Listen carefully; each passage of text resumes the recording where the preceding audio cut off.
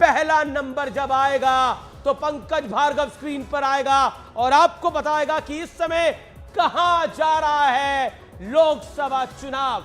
एक घंटा 18 मिनट बाकी। 1 घंटा 18 मिनट बाकी। पंकज भार्गव, कहां बूंदी के लड्डू और कहां है सूखा, बताइए जरा। बिल्कुल, देखिए अमीश और किशोर, बूंदी के लड्डू और सूखा वो तो धीरे धीरे पता चलेगा, लेकिन तैयारियां शुरू हो गई हैं। और यहां हमारा जो लाइव रिजल्ट हब है, आप देखिए यहां अलग अलग जो सेंटर्स हैं, पोलिंग सेंटर्स जो हैं, जहां पर गिनती होनी है काउंटिंग सेंटर्स पे, वहां पर लोग आपको नजर आ गए होंगे, पूरे उत्साह और जोश से भरे हुए हैं। जैसे जैसे रुझान आने शुरू होंगे, सबसे पहले आप यहां देखेंगे और फिर नतीजे, किसकी जीत किसकी हार। तो जरा मैं शुरुआत करता हूं, मेरे साथ तुषार यहां पर हैं। तुषार, महाराष्ट्र का काउंटिंग सेंटर है ये, आप तो बताइए तैयारियां पूरी हैं?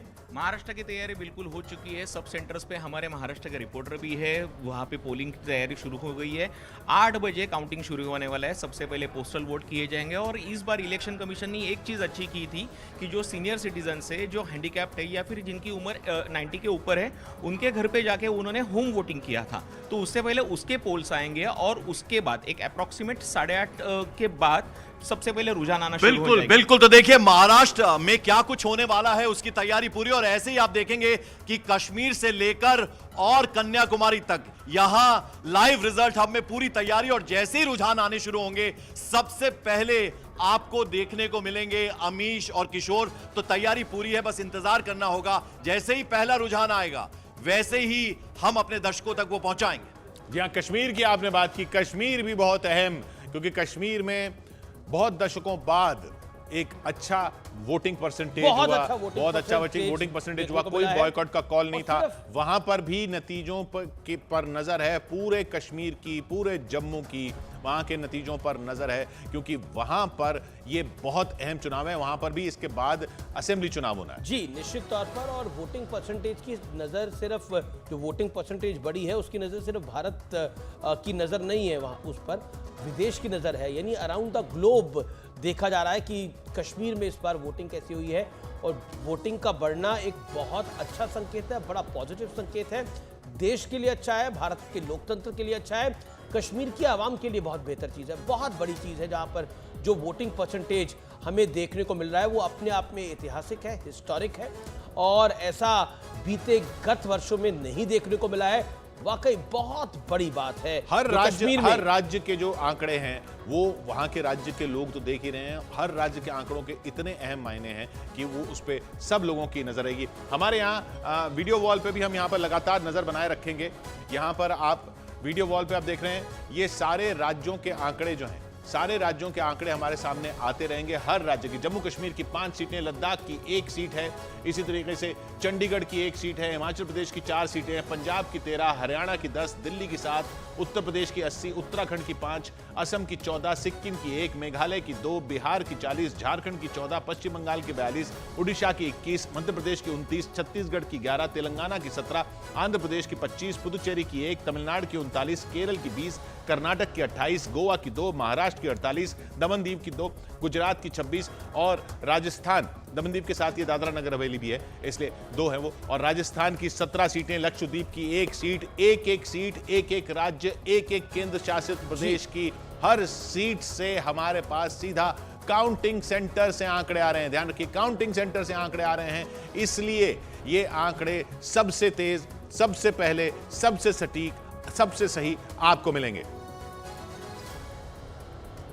जी, तो कुल मिलाकर देखने को मिलेगा कि आखिरकार पूरे भारतवर्ष में क्या हो रहा है। जो नंबर, जैसा किशोर ने बताया, हर एक सीट का आंकड़ा हम आप तक पहुंचाएंगे। अगर आप जानना चाहते हैं कि आपकी लोकसभा सीट में क्या हुआ है, तो न्यूज़ 18 इंडिया आपको देखना है, क्योंकि हमारे रिजल्ट अपने विशेष तैयारी करी है, बेहतरीन तैयारी करी है आपको दिखाने की नंबर।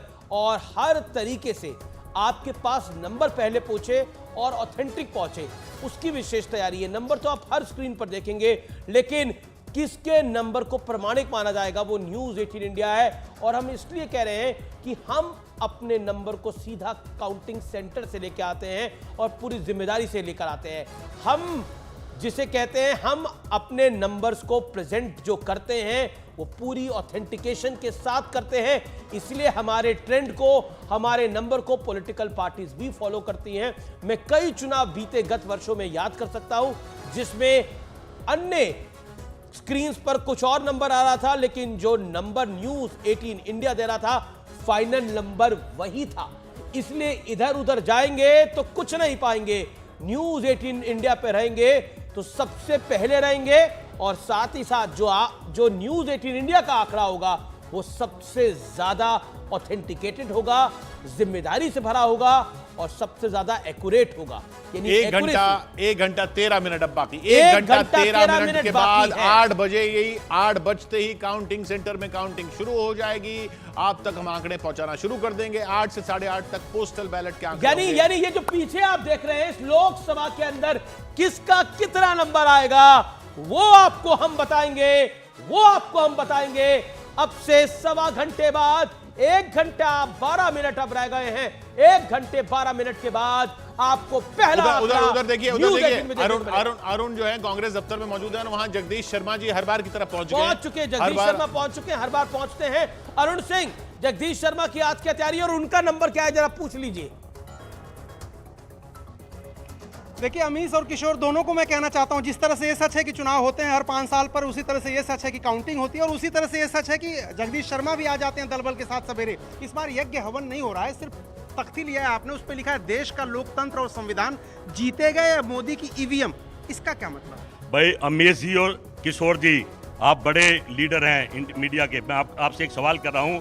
आप प्रधानमंत्री को बोलिए, आपके दोस्त हैं, कि गिनती 2 कराएं, एक ईवीएम की, एक वीवीपैट की। नहीं, वीवीपैट और ईवीएम की मतलब क्या है, बताइए मतलब क्या है? वीवीपैट की गिनती अलग से, जो पर्चियां डली हैं, और वो तो सुप्रीम कोर्ट में मामला जा चुका, सुप्रीम कोर्ट ने कह दिया नहीं हो सकता, तो किशोर जी और अमीश जी क्या कराएंगे? सरदार भगत सिंह ने भी तो बम फेंक के जगाया था अंग्रेजों को, आप कौन सा बम आज फेंकने हैं? ये बम फेंक दिया कि संविधान लुट रहा, हैक हो रहा है ईवीएम मशीन। रिजल्ट क्या होगा? ये जो मैं पर्ची पे कर रहा हूँ, क्या बीजेपी सरकार बनाएगी, तय है। क्योंकि हाँ मैं बता रहा हूँ 11 बजे पहले ही आपने सरेंडर कर दिया। दोनों मुझे याद करेंगे तो बेचारे खुश हो रहे होंगे। आप ये बताओ मुझे कि आपने पहले सरेंडर कर दिया? भाई सरेंडर 6 दिन पहले कर दिया, मुझे खबर मिली, तो हार मान ली, मुझे सरकार की चैनल से खबर मिली। नहीं, देखो क्या है, सरकार कोई एंकर कोई रिपोर्टर थोड़ा बनाता, सरकार तो जनता बनाती है, तो जनता से आपकी उम्मीदें नहीं है भाई। पिछले 10 साल से कहाँ जनता की वोटों की गिनती हो रही है? मैं कह रहा हूँ वीवीपैट, मुझे फांसी दे देना अगर हम वीवीपैट की गिनती से हार जाएं। काउंटिंग शुरू नहीं हुई है, अभी तो काउंटिंग शुरू नहीं हुई है, पोस्टल बैलेट खुलने शुरू नहीं हुए हैं, और जगदीश शर्मा कांग्रेस के कार्यकर्ता, हाँ कांग्रेस के कार्यकर्ता हैं, वो अभी से पहुंच गए हैं कि क्यों हार रही है कांग्रेस, वो बताने के लिए ये उत्साह है कांग्रेस पार्टी के अंदर, या फिर जगदीश शर्मा बता रहे हैं कि कांग्रेस पार्टी सोच क्या रही है? अरुण भाई तो चुन लेंगे, तय कर लेंगे। ये तो आपने तो तय कर लिया कि राहुल गांधी, मेरा नेता तो राहुल गांधी रहेगा। सुन लो बात में, मैं तो राहुल गांधी का फैन हूँ, और प्रियंका गांधी का पोस्टर नहीं है, आपने पूछा नहीं। प्रियंका गांधी के फोटो नहीं है, पूछो क्यों नहीं है प्रियंका गांधी का? वो रिजर्व है। रिजर्व है मतलब? भाई देश तो बहुत लंबा चलना है ना, कांग्रेस भी बहुत लंबी चलनी है, अगले टाइम उनको उतारेंगे। प्रियंका गांधी तो आ चुकी है मैदान में, रिजर्व आ चुकी है, अभी बड़े बड़े पद पड़े हैं, खड़गे साहब बुजुर्ग हो गए हैं, कोई तो जगह लेगा। ये खड़गे साहब की जगह प्रियंका गांधी लेंगी। यानी किशोर, अरुण, ये तो खड़गे साहब को रिटायर करना चाहते हैं और प्रियंका गांधी को लाना चाहते हैं, और कह रहे हैं कि इस बार तो कुछ कांग्रेस का हो नहीं रहा। ये किसके साथ है? ये कांग्रेस के साथ है या किसी और के साथ है? मुझे तो वो कादर खान वाली पार्टी कमाल की होगी, कादर खान और गोविंदा और जॉनी लीवर थे उस पिक्चर में। कादर खान हमेशा जॉनी लीवर से पूछता था आप किसके साथ है, कहता मैं तो आपके साथ हूं। तो इंटरेस्टिंग है ये अपने आप में किशोर, कमाल की पार्टी है ये। यहाँ पर जगदीश शर्मा जैसे कार्यकर्ता हर बार मिल जाते हैं आपको, और ये हर बार आ जाते हैं काउंटिंग में, हर बार ही प्रियंका गांधी की बात करते हैं। पार्टी इनको कितना भाव देती है ये पता नहीं, लेकिन इतना जरूर भाव देती है कि उनको दफ्तर में आना तो अलाउड होता है, और ये समर्थकों के साथ आते हैं, प्लेकार्ड के साथ आते हैं, पैम्फलेट के साथ आते हैं, बढ़ाने आए हैं, हाँ, या उनको बोलने आए वाले पूरा विपक्ष ने, अच्छा पूरे विपक्ष हारने वाले पूरे विपक्ष ने 295 का पूरा आंकड़ा दिया, सब कुछ दिया कि हम ये कर रहे हैं, हम जीत रहे हैं, हम ये कर रहे हैं, और जगदीश शर्मा आ गए कि नहीं ये तो हार रहे हैं और ये ईवीएम की वजह से आ रहे हैं। किशोर, लेकिन जो बॉडी लैंग्वेज थी कल, अगर आप हम देखें विपक्ष के नेताओं की, बार बार ईवीएम पे ठीकरा फोड़ना, बार बार ये कहना कि ईवीएम गलत है, ईवीएम में गड़बड़ है। आप सुप्रीम कोर्ट गए, आप 2 केस लेके सुप्रीम कोर्ट गए, दोनों केसों में आपको मुंह की खानी पड़ी। उसके बाद अब आप कहीं तो यकीन करेंगे, आप ईवीएम पे यकीन नहीं करते, आप इलेक्शन कमीशन पे यकीन नहीं करते, आप यकीन नहीं कर रहे भारत के सर्वोच्च न्यायालय पे। मतलब अगर आप ईवीएम का जो मैंडेट है उस पर भरोसा नहीं कर रहे तो आप देश के जनार्दन जनता पे भरोसा नहीं कर रहे, और इसके लॉन्ग टर्म परिणाम होंगे। आप कर्नाटक में जीत कर आए, आपको बम्पर जीत मिली तो ईवीएम सही थी। हिमाचल में आप जीत गए, तेलंगाना अभी हिमाचल जीते, तेलंगाना जीते, सही थी, तेलंगाना जीते तो ईवीएम सही थी। कमाल की बात है, दिल्ली में आम आदमी पार्टी जीती जी, ईवीएम सही थी कि गलत थी? पंजाब में आम आदमी पार्टी को बम्पर सीटें मिली, ईवीएम सही थी कि गलत थी? जवाब देना पड़ेगा इस देश को। आप मीडिया को बुरा भला कहते हैं, आप ईवीएम को बुरा भला कहते हैं, आप इलेक्शन कमीशन को, आप ईडी को, सीबीआई को, इस देश की किसी संवैधानिक संस्था पे आपको यकीन नहीं है। देश को क्या देना पड़ेगा अमीश? जवाब देश ने दिया है, जी बिल्कुल सही दे दिया होगा, Agree. जवाब देश दे देगा। जवाब जो देश का है वो आज आपके सामने आ जाएगा कि देश का क्या जवाब है। इस सब पूरी जो इल्जाम लग रहे हैं, ये सब जो पूरा माहौल बन रहा है, हाँ इतना जरूर है अपने कार्यकर्ताओं में जोश भरने के लिए अच्छा खासा माहौल बना है। मुझे ध्यान में आता है, हम 2000 जब पहले इलेक्शन को कवर करते थे तो आता था, लालू जी का हमेशा बयान आता था बक्से से जिन निकलेगा, लेकिन अब वो जिन निकलना बंद हो गया है, वो जिन निकलना बंद हो गया है। जी उधर देखिए चंद्रमोहन हमारे साथ मौजूद हैं। आपने लालू यादव की बात की, बिहार में चंद्रमोहन हमारे साथ मौजूद हैं। पाटलिपुत्र सीट से रामकृपाल यादव फिर मैदान में है, हैट्रिक लगाने की तैयारी गोली चली थी इस बार, और इस वक्त रामकृपाल यादव हमारे साथ मौजूद हैं चंद्रमोहन के साथ। चंद्रमोहन, बिल्कुल, देखिए हम सीधे रामकृपाल जी से ही बात कराते हैं, जो कि पाटलिपुत्रा से उम्मीदवार हैं और इनके खिलाफ मीसा भारती जो लालू यादव की बेटी हैं वो चुनाव मैदान में है। आज रामकृपाल जी आपके लिए बड़ा दिन है, आज के दिन को किस तरह से देखते हैं? आज का दिन बहुत महत्वपूर्ण है पाटलिपुत्रा की महान जनता के लिए और देश के लिए। मैं समझता हूँ कि निश्चित तौर पे जैसा कि मुझे एहसास हो रहा है, चुनाव के नतीजे कुछ ही घंटे के बाद आ जाएंगे। पाटलिपुत्रा की जनता ने मुझे आशीर्वाद दिया है प्रधानमंत्री। चंद्रमोहन इनसे जरा पूछिए, जो ये आशंकाएं जताई जा रही हैं कि कुछ हंगामा कर सकते हैं विपक्ष के कार्यकर्ता, वहां पाटलिपुत्र में भी आशंका है, क्योंकि वहां पे अभी कुछ दिन पहले जब वोटिंग हुई थी उसके बाद ही वहां पर गोली चलने की घटना हुई थी, जिसमें वहां खुद मौजूद थे रामकृपाल यादव। और ईमानदारी के साथ सेवा की है और लगातार सेवा की है। भरोसा है जनता का आशीर्वाद मुझे मिलेगा। क्या आशंका है इस बात का कि पाटलिपुत्रा में भी लोग हंगामा कर सकते हैं आपके जीत के बाद, क्योंकि ये लगातार आरजेडी और तमाम विपक्ष की तरफ से ये धमकी भी दिया जा रहा है? मैं राजनीति का लंबा समय गुजारा हूँ, कुल मिलाकर के ये 9वां चुनाव है मेरा। विद्यार्थी जीवन से ही चुनाव लड़ रहा हूँ, छात्र संघ का चुनाव लड़ा, पार्षद, मेयर, बहुत कुछ, विधानसभा, और लोकसभा सब लड़ा। और जिस तरह से विपक्ष जो है हिंसक मूड में है, यानी कल भी हमारे कार्यकर्ताओं को मारा है।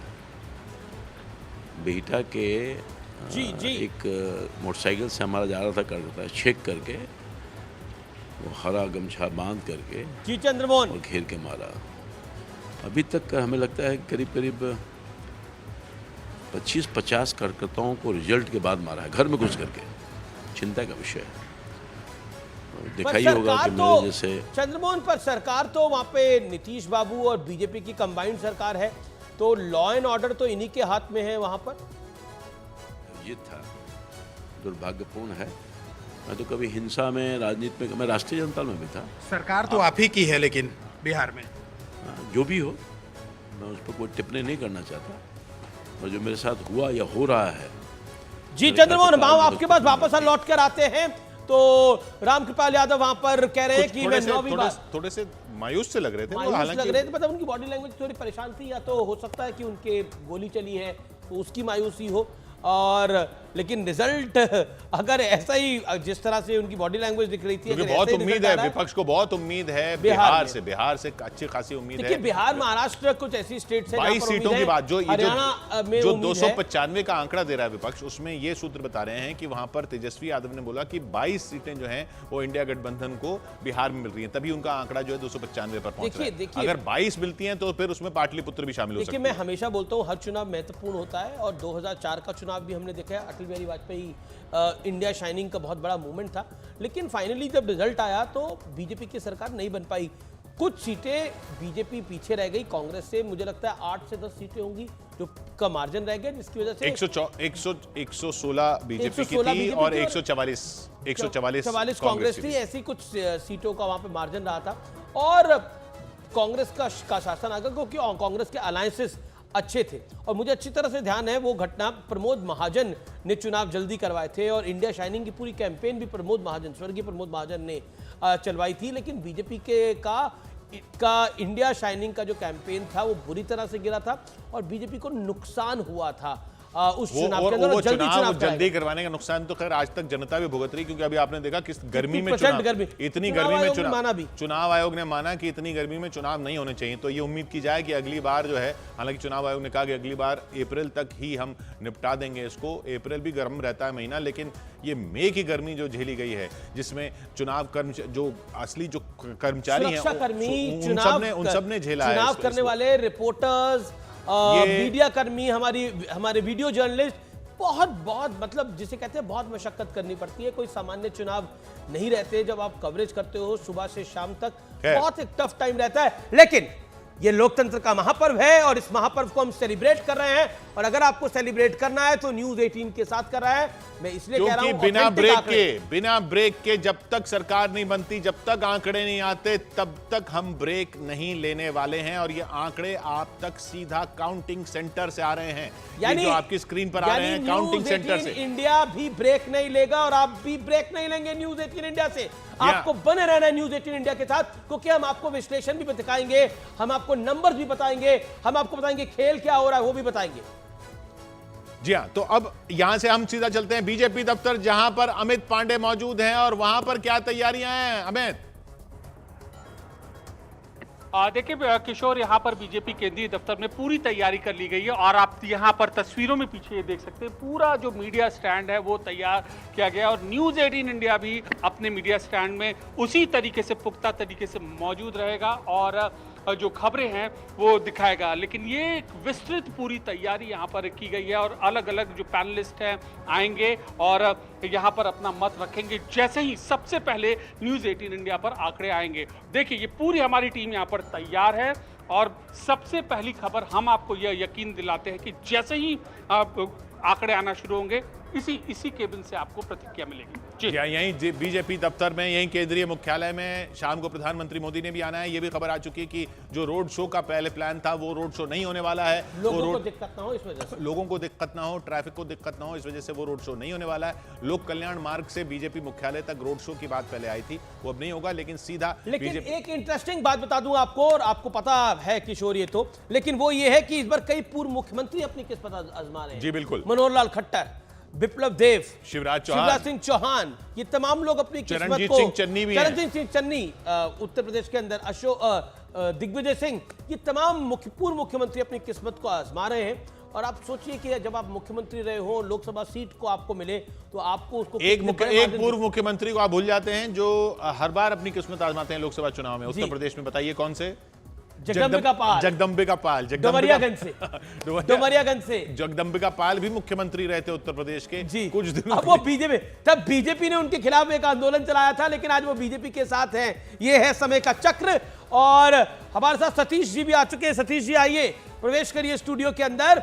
आपका अभिनंदन है, आपका नंबर भी हम लेंगे आज सुबह का। आपका एग्जिट पोल क्या कह रहा है? लेकिन पीयूष गोयल का क्या होगा? मुंबई उत्तर से अनिल बलूनी पौड़ी गढ़वाल से बीजेपी के हाई प्रोफाइल कैंडिडेट लड़ रहे हैं, उनका क्या होगा? यह देखने की वाली बात होगी, क्या वो अपनी सीटें जीत पाएंगे?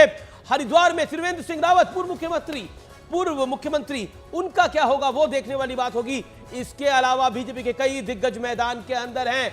बड़े मुंबई चेहरे, से अच्छा बड़े चेहरे और इंटरेस्टिंग चेहरे, देखिए जो बड़े चेहरों पे नजर डाल लेते हैं एक बार। बड़े शहरों के साथ साथ वो चेहरे भी, मैं कह रहा हूं कि बाड़मेर जैसे, जहां रविंद्र भाटी जो है, रविंद्र भाटी इंडिपेंडेंट लड़ रहे हैं। हालांकि एग्जिट पोल में राजस्थान में किसी इंडिपेंडेंट को कोई जीत नहीं मिल रही है, लेकिन रविंद्र भाटी के समर्थक जो हैं वो इस उम्मीद में। देखिए एक चीज जो है, रविंद्र भाटी की सोशल मीडिया पे बहुत पॉपुलर है। जी जी जी, आई थिंक सोशल मीडिया की पॉपुलैरिटी और आप और विधानसभा जीतना और लोकसभा जीतने में बहुत फर्क है। जीतने में बहुत फर्क होता है, लेकिन फिर भी रविंद्र भाटी एक मजबूत कैंडिडेट है और इस सीट पे कोई भी जीते कोई भी हारे, लेकिन रविंद्र भाटी उस सीट का भविष्य तय करने जा रहे हैं, इसमें कोई दो राय नहीं है। वो बहुत बहुत महत्वपूर्ण है। इसके अलावा पूर्णिया सीट में पप्पू यादव भी निर्दलीय, निर्दलीय अपना सवारेंगे, ये देखने वाली बात होगी। निर्दलियों की जब बात होती है तो पप्पू यादव की सीट पर नजर रहेगी देश भर में सबकी। पप्पू यादव निर्दलीय लड़ रहे हैं, कांग्रेस में उन्होंने अपनी पार्टी का विलय भी करा दिया, लेकिन वो निर्दलीय लड़ रहे हैं। हालांकि एग्जिट पोल में बिहार में किसी निर्दलीय को कोई सीट नहीं जा रही है, यानी पप्पू यादव का भी कोई अनुमान नहीं लगाया जा रहा है जीतने का, लेकिन देखना होगा कि वो वोट कितने लेते हैं और फिर किसका खेल बनाते हैं, किसका बिगाड़ते हैं, किसको नुकसान पहुंचा रहे हैं, किसको फायदा पहुंचा रहे हैं। एक आकलन यही है कि उनका नुकसान जो है वो इंडिया अलायंस को ज्यादा होगा rather than Bharatiya Janata party. India alliance से बीमा भारती वहां पर है। जी और बीमा और देखिए मतलब लालू यादव और तेजस्वी यादव ने इंश्योर किया कि कन्हैया कुमार को कांग्रेस टिकट न दे पाए, पप्पू यादव को कांग्रेस वहां से कैंडिडेट न लड़ा पाए। देखिए कन्हैया कुमार को बिहार से राहुल गांधी लड़वाना चाहते थे लेकिन नहीं लड़वा पाए। लेकिन मैं फिर हाई प्रोफाइल सीटों की बात कर लेता हूं। ओम बिरला कोटा से लड़ रहे हैं, बीजेपी के प्रहलाद गुंजल है, वहां से टफ सीट मानी जा रही थी, लेकिन दुष्यंत सिंह वसुंधरा राजे के सुपुत्र झालावाड़ से चुनाव पे हैं, कई बार जीत चुके हैं। प्रधानमंत्री नरेंद्र मोदी वाराणसी से हैं ही, हाई प्रोफाइल सबसे हाई प्रताप सिंह खाचरियावास को भी चुनाव लड़वा दिया गया। जी प्रताप सिंह खाचरियावास भी लड़ रहे हैं चुनाव। गृह मंत्री अमित शाह गांधीनगर से चुनाव लड़ रहे हैं।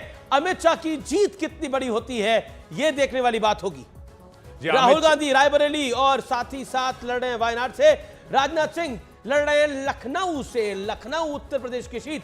नितिन गडकरी बीजेपी के स्टार वोट और नागपुर से भारतीय जनता पार्टी के प्रत्याशी वो भी चुनाव लड़ रहे हैं, नागपुर से अपनी किस्मत आजमा रहे हैं, 2 बार जीत चुके हैं।